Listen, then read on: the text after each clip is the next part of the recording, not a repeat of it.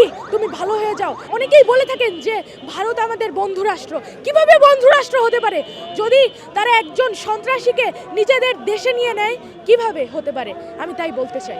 আমার মনে খুব গেঁথেছিল যে এইভাবে আমাদের বাংলাদেশের একজন প্রকৃত দেশপ্রেমিক, তাকে যেভাবে হত্যা করা হয়েছিল, তাকে যেভাবে হত্যা করা হয়েছে, এরকম হাদি কিন্তু এক একটা তৈরি হবে না। এরকম আমি বলতে চাই, যারা এই ঘটনার সাথে জড়িত এবং যারা এই ঘটনার ইন্ধন দিয়েছে, যারা এই হত্যাকাণ্ডের সাথে জড়িত, এবং হত্যাকাণ্ডে ফয়সাল শুটারকে শোনা যাচ্ছে তিনি ভারতে আশ্রয় নিয়েছিলেন। এখন কিভাবে ভারতে আশ্রয় নিল? আমি বলতে চাই যে আমি এর সাথে মোদিকেও বলতে চাই যে মোদি তুমি ভালো হয়ে যাও। আমরা ৭১ থেকেই দেখে আসি আমাদের বাংলাদেশে যত খুন, গুম, হত্যা, নির্যাতন যারা চালাতো তারা সবাই এই ভারতে যেই আশ্রয় নিত। তারা কেন অনেকেই বলে থাকেন যে ভারত আমাদের বন্ধু রাষ্ট্র। কিভাবে বন্ধু রাষ্ট্র হতে পারে যদি তারা একজন সন্ত্রাসীকে নিজেদের দেশে নিয়ে নেয়? কিভাবে হতে পারে? আমি তাই বলতে চাই। খুলে বলো।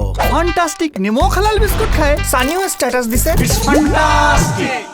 তো আমি দেখছি যে প্রথম থেকেই এরকম যে ৭১ সাল যখন দেশ ভাগ হলো ১৯৪৭ সালের পর, তখন ভারতের পূর্ব দিকে ছিল পূর্ব পাকিস্তান এবং পশ্চিম দিকে ছিল পশ্চিম পাকিস্তান।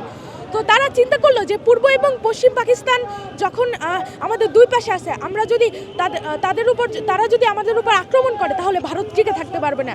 তাই তারা পূর্ব পাকিস্তানের বদনাম পশ্চিম পাকিস্তানে করত, আবার পূর্ব পাকিস্তানের বদনাম পশ্চিম পাকিস্তানে যেয়ে করতো। এভাবে তারা ইন্ধন দিয়ে পূর্ব পাকিস্তান এবং পশ্চিম পাকিস্তানে শেষ পর্যন্ত যুদ্ধ লাগিয়ে দিল।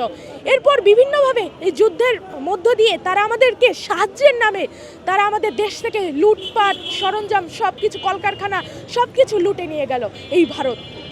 এরপর লুটে নিয়ে যাওয়ার পরে সব কিছু হতে থাকলো।